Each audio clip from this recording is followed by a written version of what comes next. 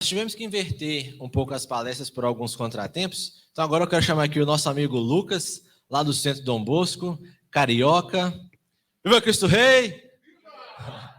Emissão tenente. Fique à vontade, a palavra é sua, beleza? Só trocar seu copo aqui.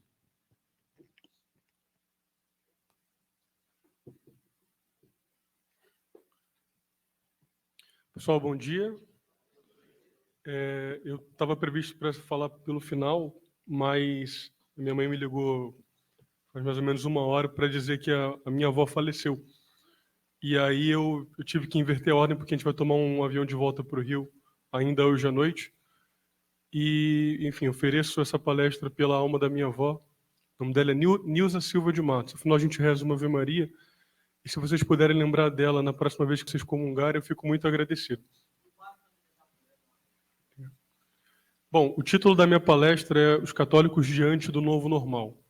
Esse aqui é um seminário de educação em fé e eu tentei o máximo possível mostrar as consequências desses projetos criados durante a pandemia que afetam diretamente a nossa fé e a nossa educação. Tá bom? Então, eu chamei de o Novo Normal, só que esse não é o único projeto apresentado durante a pandemia que parece querer reinventar a civilização como a gente conheceu até hoje. Eu recebi um livro de presente de uma pessoa que mora até em Belo Horizonte.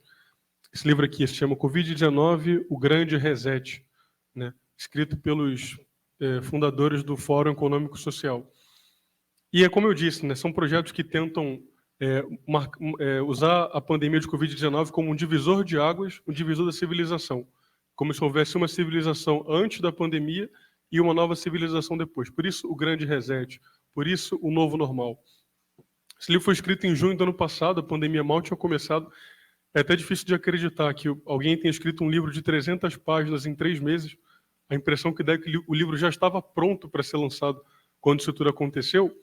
E logo no início do livro tem uma frase que é muito curiosa, né? O autor vai dizer o seguinte: ao tempo que escrevemos esse livro, a pandemia continua a piorar em todo o mundo. Muitos de nós estão ponderando quando as coisas voltarão ao normal. E a resposta curta é nunca. As coisas nunca voltarão ao normal. E ele chega até a dizer que algumas pessoas têm utilizado, têm substituído a expressão antes de Cristo e depois de Cristo para antes do coronavírus e depois do coronavírus. Então, é uma coisa gravíssima, não é um problema que a gente vai enfrentar durante a pandemia, mas para os próximos anos, né? O que vai acontecer? Quais são as consequências da pandemia para a nossa fé e para a educação católica? Bom, voltando muito no tempo, nós temos um exemplo de uma pandemia que teve efeitos catastróficos também para a civilização e que a gente vai usar como arquétipo para o que a gente está querendo mostrar aqui. Então, lá pelo século XII, o século XIII, você tinha na Europa, né, um modelo de civilização que a gente chama de cristandade. O que é a cristandade? A cristandade é a união dos povos, né, sob a liderança, sob a orientação do Papa. Eles se autogovernam, evidentemente, mas em termos de fé e de moral, o Papa tinha a última palavra. E esses povos viviam em harmonia, e eles realizaram epopeias em conjunto que são magníficas para um leitor do século XXI, dá o exemplo das cruzadas, né? Do ponto de vista militar, talvez as cruzadas tenham sido um desastre, mas do ponto de vista da união da civilização, aqueles povos tiveram consciência de que eles não eram povos separados, né, mas povos que tinham o mesmo objetivo em vista. E aí, no século XIV, começam a aparecer diversos eventos que eles vão marcar a ruptura, né, o fim da civilização da cristandade, a civilização cristã, e o início de um novo modelo de civilização, que é a modernidade. Quais são esses eventos? Em primeiro lugar, o exílio do Papa em Avignon. Então, o Papa ele foi sequestrado pelo rei da França e durante muitas décadas ele ficou vivendo em território francês como cativo do rei da França. O que é que isso mostra para uma pessoa que vivia na cristandade? Que o rei da França tinha mais poder do que o Papa. Ou seja, que o Estado tinha mais poder que a Igreja. Que o Estado, se usasse de força militar, podia fazer o que bem quisesse com a Igreja. É o início, né, desse rompimento entre a Igreja e o Estado que vai fica bem marcado na maldita Revolução Francesa. Outro evento que a gente não pode deixar de citar é a Guerra dos 100 Anos. Por quê? Uma guerra entre duas nações cristãs. Então, como que aquela cristandade, aquelas nações cristãs se jogam em guerras umas contra as outras, pior, por tanto tempo? A Guerra dos 100 Anos é uma guerra entre a Inglaterra e a França, que durou inclusive até mais de 100 anos.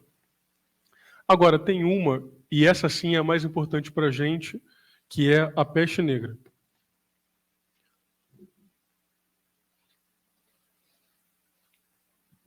Então, já bem curioso, né? Eu vou ler um trechinho desse livro aqui para vocês, que se chama História da Educação no Renascimento, do professor Rui Afonso da Costa Nunes. O primeiro capítulo do livro se chama As Consequências da Peste Negra para a Educação. Daí a gente já consegue entender uma coisa, né? Que a pandemia ela não tem só ela não é só um problema de número de mortos e número de contágios. Se você olhar a cobertura do jornal, né, da grande mídia, só aparece isso. Você vê um jogo de futebol, no início do jogo de futebol aparece lá número de mortos, número de contágios, número de vacinados. Você vê uma partida de vôlei, é a mesma coisa. Você abre o G1, a mesma coisa. Qualquer mídia que você encontrar, eles só conseguem cobrir essa parte. Com quase 2 anos de pandemia acontecendo no mundo, nós já conseguimos perceber que há, obviamente, para além do número de mortes e do número de contágios, um problema econômico. O fechamento do mundo, a adoção do distanciamento social e do fechamento do mundo como método para conter a propagação do vírus causou uma catástrofe econômica. Quantos microempresários conseguiram sobreviver à pandemia? Quantas pessoas que não tinham a menor experiência com a internet, só tinham os seus negócios físicos, aguentaram a pandemia? Bom, isso é um mistério, né? A gente nunca vai saber como isso aconteceu. Verdade é que a grande maioria acabou perdendo o emprego. Mas a pandemia também tem uma consequência na educação, e na peste negra não foi diferente. Então vamos ver primeiro o seguinte. O que foi a peste negra? Vinda da Crimeia, a praga difundiu-se velozmente através da Europa, tendo atingido as regiões mediterrâneas, as ilhas, a Itália, a Espanha, a França, em 1348. No ano seguinte, chegou à Europa Central, a Alemanha e as regiões germânicas, a Flandres e ao sul da Inglaterra. Em 1350, manifestou-se no norte da Inglaterra, na Escócia, nas planícies bálticas e nas regiões escandinavas. As crônicas dessa época referem o espetáculo confrangedor das cidades aniquiladas, dos hospitais improvisados e dos cadáveres insepultos. As cidades e as comunidades eclesiásticas foram mais atingidas do que as aldeias e os campos. Algumas localidades rurais foram até mesmo poupadas pelo flagelo, mas o fato é que desapareceu 1/3 da população ocidental e, em certas regiões, mais da metade. Tá? Então, vejam o tamanho da tragédia. Você imagina uma praga que destrói uma cidade inteira, que mata 1/3 da população, como se hoje no Brasil a peste tivesse ceifado algo em torno de 70 milhões de pessoas. Terrível, né? Acontece o seguinte, como nós vimos, a civilização da época era uma civilização completamente diferente da nossa. Nós não entendemos, por exemplo, que não sei se alguém aqui acompanhou a sabatina do ministro André Mendonça no Supremo Tribunal Federal. E ele falou que o Estado é laico, que ele é um defensor do Estado laico e tudo mais. Para alguém do século XIII, do século XIV, era inimaginável você pensar em alguma coisa do tipo a igreja separada do Estado. Tá bom? Porque a igreja, ela permeava todos os setores da sociedade. Não havia vida social, vida civil, sem a igreja. Então, bom, quem foram as primeiras pessoas que correram para enfrentar a pandemia de Covid-19? Foram os médicos, os enfermeiros, os profissionais da saúde. E no caso da pandemia da peste negra, quem foram as primeiras pessoas que acederam para socorrer os doentes? Foram os sacerdotes, os religiosos. Por quê? Porque naquela época, e ainda hoje, evidentemente, importava muito mais a morte da alma do que a morte do corpo. Então, o que os sacerdotes fizeram? Os sacerdotes correram para os doentes para prestar o último auxílio, para dar o último sacramento, para que eles pudessem morrer em estado de graça. Então, é por isso que o autor ele vai dizer aqui que a igreja ela foi uma das mais afetadas durante a pandemia. Tá bom? Só que tem um porém. certamente não foram os piores sacerdotes, porque assim como há sacerdotes ruins hoje, naquela época também existiam. Não foram os sacerdotes covardes, não foram os sacerdotes ruins, foram os melhores sacerdotes. Os sacerdotes que sabiam que a vida deles deveria ser posta em risco, né, num ato de coragem, para que eles pudessem salvar muitas outras pessoas. Então você tem, né, o quadro de uma pandemia que devastou 1/3 da população da Europa e que, não para amenizar os efeitos da pandemia, mas para que as pessoas morressem em estado de graça, né, elas morressem e pudessem ter uma chance de se salvar, os melhores sacerdotes, os melhores religiosos correram para dar o primeiro combate à pandemia. O que aconteceu? Eles começaram a morrer, os melhores sacerdotes, evidentemente. E aí o que acontece? Se você tem os melhores sacerdotes morrendo, evidentemente que o nível cultural, intelectual e espiritual dessas comunidades religiosas vai cair. Olha aqui que o autor vai dizer aqui em seguida. A peste negra despovoou os conventos, e os religiosos superstistes passaram a viver de modo leviano e reprovável. Descurou-se a prática da pobreza, aceitaram-se candidatos inaptos e introduziram-se abusos na vida monástica e conventual que se viram agravados depois em consequência do péssimo influxo exercido pelo grande cisma. Por isso, num sermão pregado na festa de São Domingos, o dominicano São Vicente Ferrer dizia que o mundo não se corrigira e que as ordens religiosas fundadas para sua reforma se haviam debilitado e que se agora São Domingos e São Francisco retornassem à terra, não encontrariam suas ordens, não as reconheceriam. Tá bom? Então, recapitulando, uma praga que matou 1/3 da população, os melhores religiosos e padres vão para socorrer a sociedade, morrem, ficam os piores e o nível de fé, o nível de moral, o nível intelectual dos mosteiros e dos conventos começa a decair. E aí acrescentamos mais um problema. Qual é? Que naquela época, os professores das grandes universidades, quem eram? Os religiosos. Né? Então, não é somente a morte dos melhores mestres da vida espiritual, é também a morte dos melhores mestres da vida intelectual. Então, você tem um declínio na vida espiritual, por conta dessa tragédia nos conventos, que significa também um declínio na vida intelectual. O autor vai seguir aqui. Só um segundo.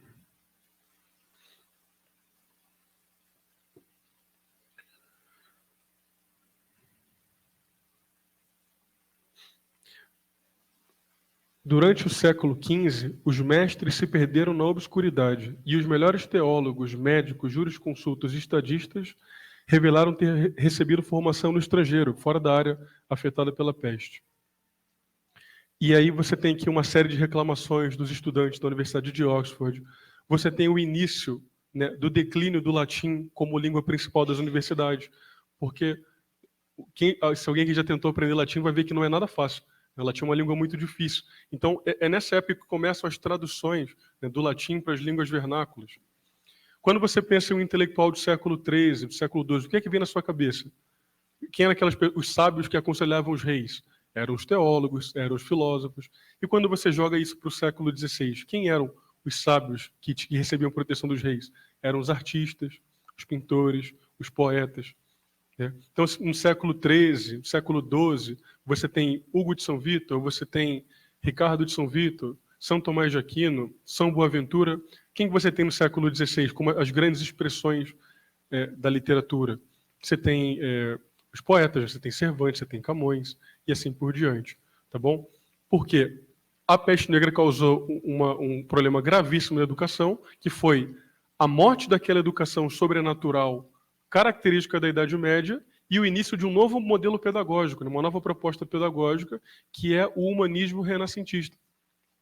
Tá bem? Então é por isso que o autor ele começa um livro sobre educação do Renascimento, tratando sobre a peste negra.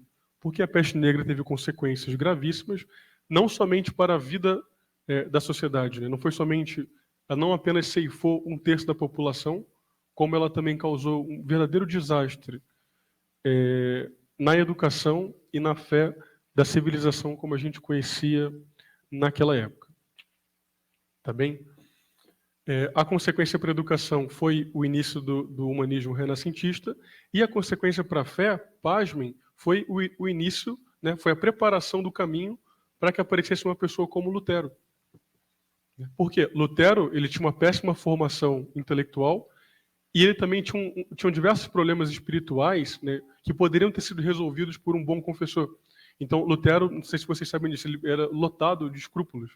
Ele saía de uma confissão, acho que essa confissão não foi válida, vou fazer de novo. Ia fazer uma segunda, uma terceira, uma quarta. Ele era religioso, então era obrigado a rezar a liturgia das horas.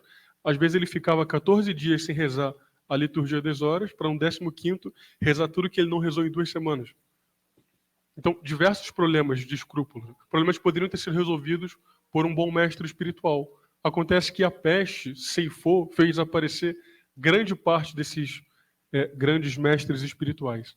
Tá bom? Então, olha que coisa, né? Uma pandemia que não apenas ceifou 1/3 da população, como causou uma verdadeira tragédia na vida espiritual da civilização e na vida intelectual. E aí a pergunta que a gente faz agora é o seguinte: será que a Covid-19, a pandemia de Covid-19, ela é uma pandemia que apenas tem um efeito de, infelizmente, ceifar milhões de pessoas, ou ela também vai causar uma tragédia em termos de educação e em termos de fé da nossa civilização? Essa é a pergunta que a gente faz agora. E como a gente pode começar a responder? Bom, qual foi a medida preferencial adotada para retardar o contágio na pandemia? Vocês lembram? Foi o distanciamento social, né? Então, por exemplo, eu comecei a fazer um mestrado em fevereiro do ano passado. Eu assisti 2 aulas presenciais do mestrado e o restante inteiro eu não vi 90% dos meus colegas de turma, e vários dos meus professores eu nunca os vi, a não ser pela videochamada, né? Pela videochamada do Google Meet. No momento em que você impede as pessoas de se encontrarem pessoalmente, é necessário oferecer uma alternativa. Qual foi a alternativa oferecida? Das reuniões remotas, né? Então começou, né, durante 2 anos, as pessoas começaram a se acostumar com um tipo de educação onde elas não têm contato nenhum com o professor. Essa é a primeira consequência da pandemia de Covid-19 para a educação. E agora, com relação à fé, o que é que aconteceu? Bom, lá no Rio de Janeiro, quando começou essa coisa de fecha aqui, fecha ali, o cardeal mandou aumentar o número de missas. Então vamos aumentar o número de missas, que menos pessoas vão, e aí não vai ter efeito nenhum. Mas, por pressão sofrida pela prefeitura, pelos outros poderes, o cardeal foi obrigado a fechar as igrejas. E aí o que aconteceu? Todo mundo começou a assistir missa onde? Na internet. Qual que é o problema? As pessoas se habituaram a assistir missa pela internet. Todo mundo aqui conhece o caso de alguém que até hoje não voltou para a igreja. A gente que aprendeu, bom, não tem diferença nenhuma. Tudo que eu faço aqui, vindo da minha casa, assistindo a missa, eu consigo fazer a mesma coisa que eu fazia dentro da igreja, eu consigo fazer aqui dentro de casa. Com vários pontos em favor. Eu não gasto gasolina, não preciso me arrumar, posso assistir a missa até deitado, vejo a hora que eu quiser, vai estar gravada, posso assistir com os padres famosos, padre Fábio de Mello, padre Marcelo Rossi. Então, uma grande maravilha, né? Tá tudo bem. Bom, pessoal, o que eu estou querendo dizer para vocês é que, assim como a pandemia de peste negra teve um efeito devastador para a educação e para a fé, a pandemia de Covid-19 trouxe um efeito igualmente devastador para a educação e para a fé. Quais são esses 2 efeitos? É o que eu chamo de virtualização da vida, né? A digitalização da vida. É você não conseguir fazer mais nada sem o intermédio, né, de um dispositivo eletrônico, de um aparelho celular e etc. O que é que vai acontecer com o ensino? Bom, hoje você tem um professor, né, vou dar o exemplo aqui do meu mestrado. O professor disponibilizava o link do Google Meet, a gente ia para a reunião, e aí o professor dava aula e tudo mais. Mas uma hora, o diretor ou o dono da faculdade, ele vai perceber que ao invés de botar o professor para dar aula sempre, ele pode muito bem pagar para o professor gravar uma aula, pronto, aquela aula vai ficar sempre gravada lá, e está tudo bem, uma grande maravilha. Ele vai perceber que o professor tira férias, que o professor pode ficar doente, que o professor ficou estressado com essa coisa de pandemia, e que talvez, muito talvez, o professor não consiga dar conta desse modelo de educação remota. Como que o professor vai aguentar receber 30 mensagens de alunos diferentes por WhatsApp? Ele não vai aguentar, não tem estrutura psicológica para isso. Não seria melhor substituir o professor por uma máquina dotada de inteligência artificial? A máquina não tira férias, a máquina não cansa, a máquina não precisa de salário, né? A máquina não acorda atrasado para trabalhar, a máquina não reclama. Não seria melhor? E eu queria que vocês pesquisassem depois um projeto pedagógico feito por um indiano que se chama Sugata Mitra. Né? Qual que é o projeto do Sugata Mitra? Ele trabalhava para a IBM, lá na Índia, se eu não me engano, e aí ele fez um buraco na parede do complexo lá da IBM, colocou um computador e falou para as pessoas assim, para os meninos, olha, é só usar o mouse aqui, apertar o botão esquerdo do mouse e vai aparecer uma coisa aí na janela e vocês pesquisam o que vocês quiserem. E aqui que ele percebeu, ele deixou esse computador na parede durante meses e meses e meses, e quando ele voltou, ele percebeu que os alunos aprenderam muitas coisas sozinhos. Né? Ele chamou esse experimento de a hole in the wall, um buraco na parede. E qual o resultado do experimento para ele? Que se você deixar o aluno aprender sozinho, né, ele consegue fazer pesquisas, ele aprende palavras em inglês, ele vai fazer pesquisas de biologia, de química, tudo que ele se interessar ele vai pesquisar, então ele vai crescer muito sozinho. E aí ele fez uma segunda pesquisa, essa bem mais recente, chamada School in the Cloud. Qual que é o projeto do School in the Cloud? É um projeto onde os alunos vão para a escola e nessa escola não existem professores. O aluno vai para a escola e ele recebe uma relação de assuntos para pesquisar. E aí o que ele faz? Ele vai lá no Google e pesquisa o que ele quiser.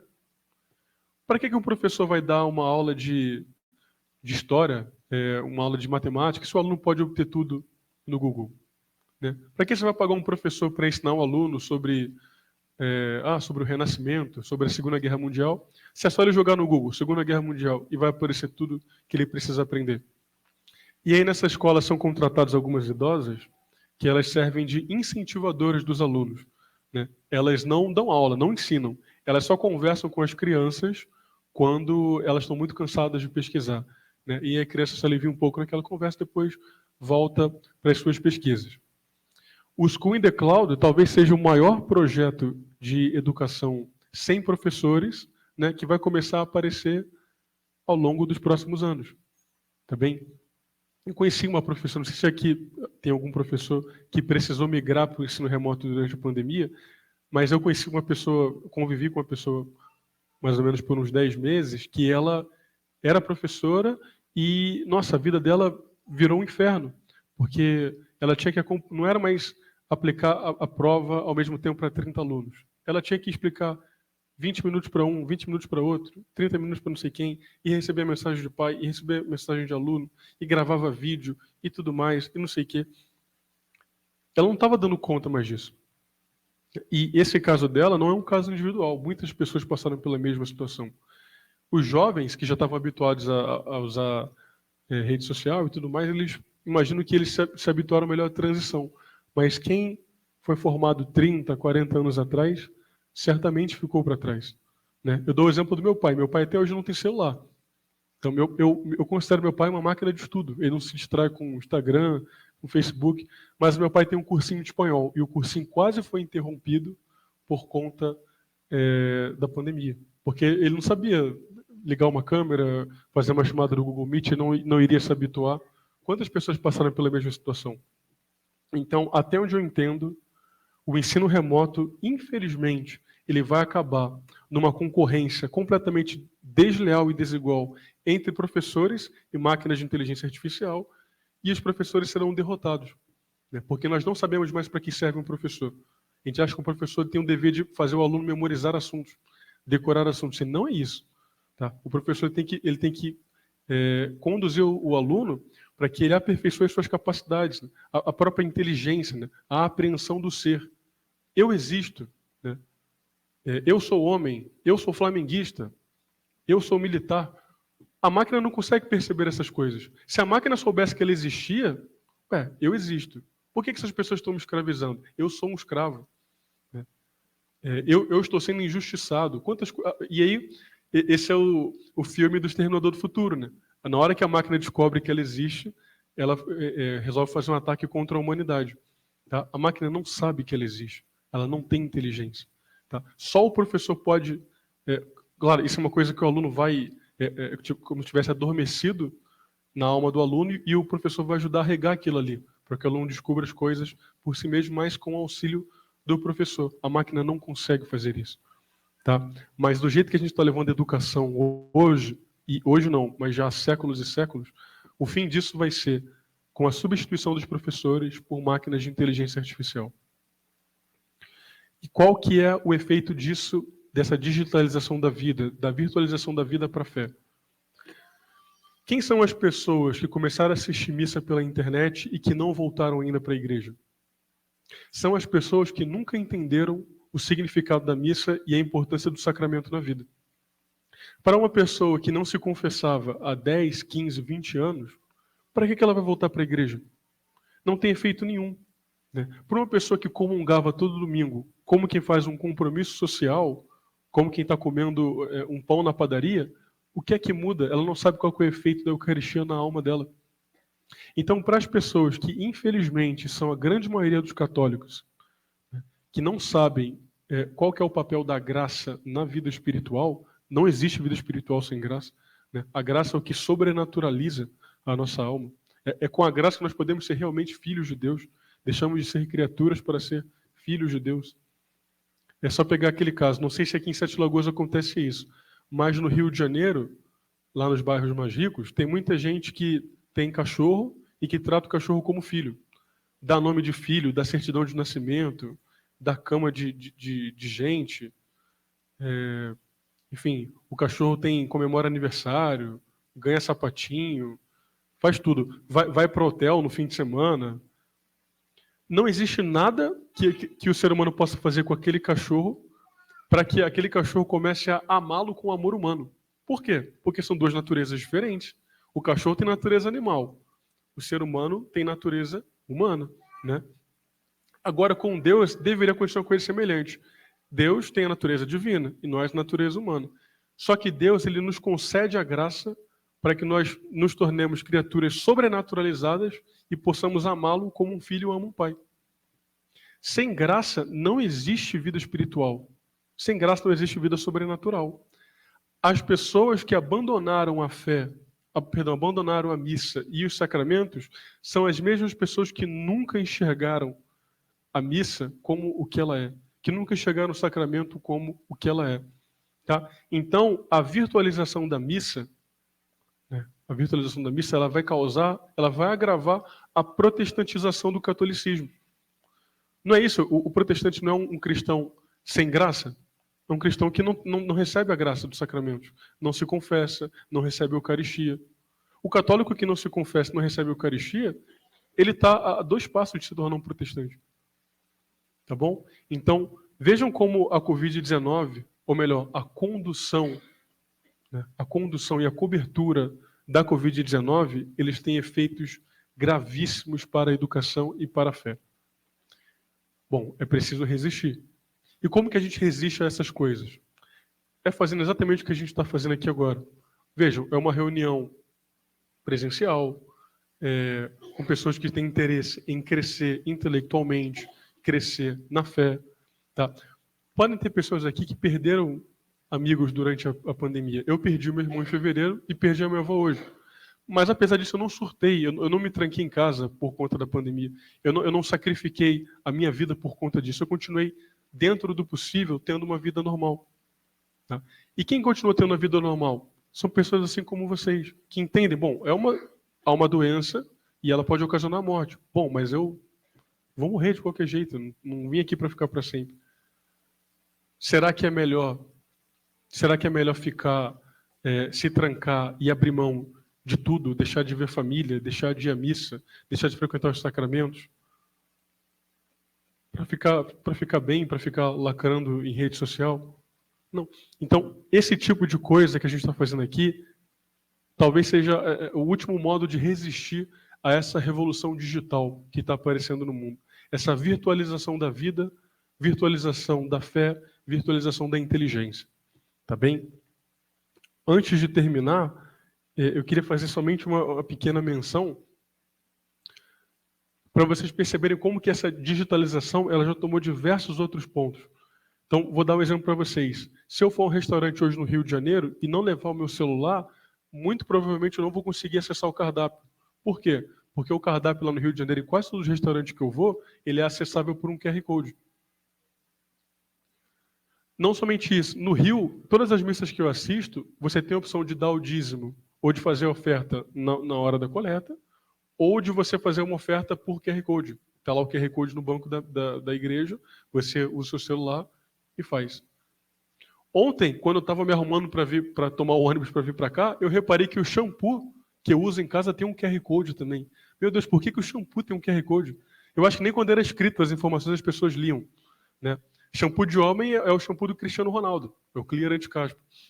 Não precisa de mais informação do que isso. Se o Cristiano Ronaldo está usando, só pode ser bom.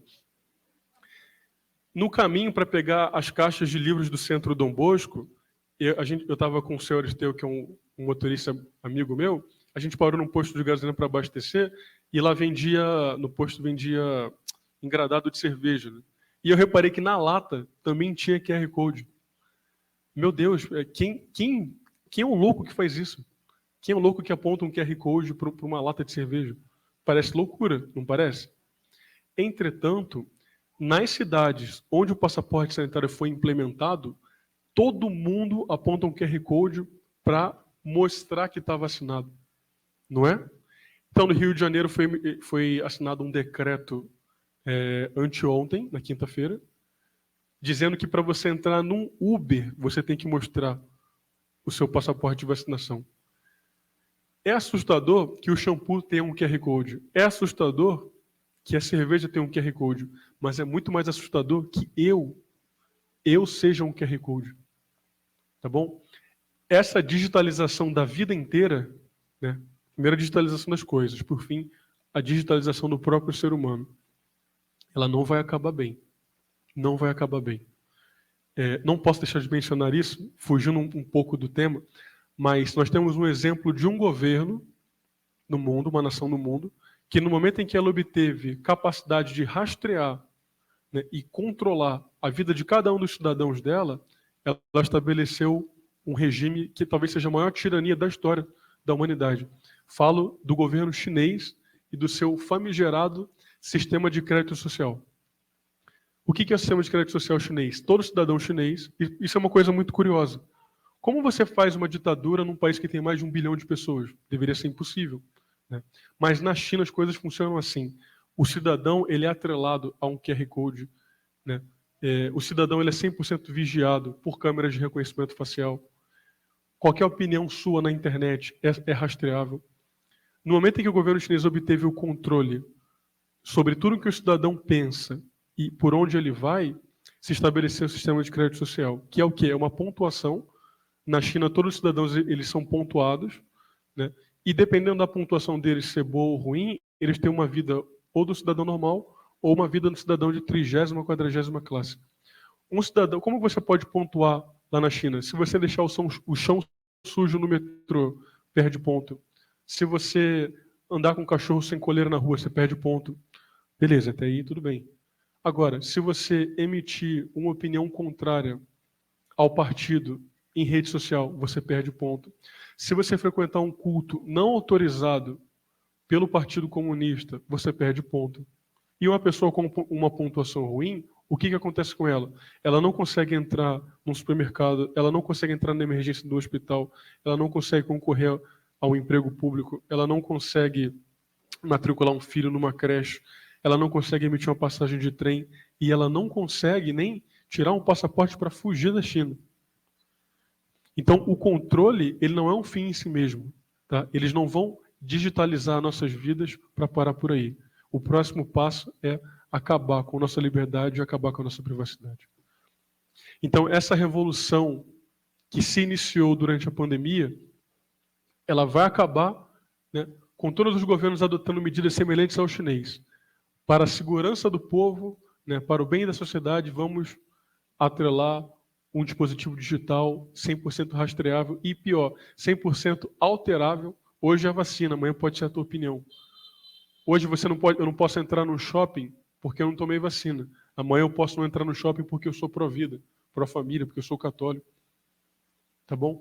Essa digitalização da vida, ela vai acabar com todas as nações se assemelhando ao governo chinês, tá? Ao regime chinês de controle, de utilização da tecnologia para destruir a liberdade e a privacidade da população mundial. Então, meus amigos, por amor a Deus, por amor à pátria, por amor às nossas liberdades, por amor aos dons que Deus nos concedeu, pelo direito de assistir uma Santa Missa, pelo direito de ter uma aula presencial, resistam, tá? Resistam. Não se entreguem fácil, não sejam vítimas dessa tirania tecnológica, tá bem? Resistir ao novo normal é de algum modo jogar areia nos trilhos da revolução, tá bom? Resistam, não desistam, não entreguem a liberdade de vocês por pouca coisa, tá? Então, que Deus abençoe vocês. Vamos rezar uma Ave Maria pela alma da minha avó, por favor, por gentileza. Vamos, né, entregar nas mãos do Senhor a Nilza e que o Senhor lhe conceda, pela autoridade do ministério sacerdotal, né, sob essa condição, com essa mesma Ave Maria, na simplicidade desse momento, né, se no seu último instante ela solicitou de Deus todo o perdão e toda a bênção, que ela receba agora, nessa condição. Em nome do Pai, do Filho e do Espírito Santo. Ave Maria, cheia de graça, o Senhor é convosco. Bendita sois vós entre as mulheres, bendito é o fruto do vosso ventre, Jesus. Santa Maria, Mãe de Deus, rogai por nós, pecadores, agora e na hora de nossa morte. Amém. Glória ao Pai, ao Filho e ao Espírito Santo. Deus, Pai de misericórdia, em vossas mãos entregamos corpo e alma dessa vossa filha, nossa irmã Nilza, que ela possa, Senhor, receber o perdão por todos os pecados, que ela possa ser acolhida, abra-se para ela as portas do paraíso e lhe conceda o convívio eterno dos santos e a bem-aventurança, até o dia em que todos estarão reunidos no mesmo Cristo, Senhor, na tua morada. Até lá que o consolo da fé, o amor e a força da esperança nos conduzam. Dai-lhe, Senhor, o repouso eterno e brilhe para ela a vossa luz. Descanse em paz em nome do Pai, do Filho e do Espírito Santo. De uma bênção para o Lucas também, né? Seja bem-vindo sempre aqui nas nossas 7 Lagoas. Senhor esteja convosco. Que pela intercessão da mesma Virgem Maria, Senhora da Luz e São José, que o Lucas, com toda a sua vida, todo o seu trabalho, receba a bênção sagrada em nome do Pai, do Filho e do Espírito Santo. Vou rezar o Ângelus para... Oi? Pessoal, só um pequeno aviso. Quem quiser conversar sobre esse tema do passaporte sanitário, por gentileza, estou à disposição até... Vou ficar aqui até 4 horas da tarde. E nós trouxemos alguns livros do centro, da editora do Centro Dom Bosco, que estão expostos ali no final da sala. Tá? Por favor, compre, porque eu vou ter que voltar de avião, preciso estar com a mala vazia. Também tem bustos de Camões e Cervantes, para quem quiser deixar a biblioteca bonitinha. In nomine Patris et Filio et Spiritus Sancti. Angelus Domini nunciavit Mariae, et concepit de Spiritus Sancto. Ave Maria, gratia plena Dominus tecum, benedicta tu in mulieribus, et benedictus fructus ventris tui, Iesus. Sancta Maria, Mater Dei, ora pro nobis peccatoribus, nunc et in hora mortis nostre. Ecce ancilla Domini, fit mihi secundum verbum tuum. Ave Maria, gratia plena Dominus tecum, benedicta tu in mulieribus, et benedictus fructus ventris tui, Iesus. Sancta Maria Mater Dei, ora pro nobis peccatoribus, nunc et in hora mortis nostre. Et verbum caro factum est, et habitavit in nobis. Ave Maria, gratia plena Dominus tecum, benedicta tui mulieribus, et benedictus fructus ventris tui, Iesus. Sancta Maria Mater Dei, toribus. Ora pro nobis, Sancta Dei Genitrix. Oremos. Gratiam tuam quesimus Domine mentibus nostris infunde, ut qui angelo nunciante Christi Filii Tui incarnatione coniovimus, per passione eius et crucem ad resurrectionis gloriam perducamur, per eum de Christum Dominum nostrum. Gloria Patri et Filio et Spiritui Sancto. Gloria Patri et Filio et Spiritui Sancto. Gloria Patri et Filio et Spiritui Sancto.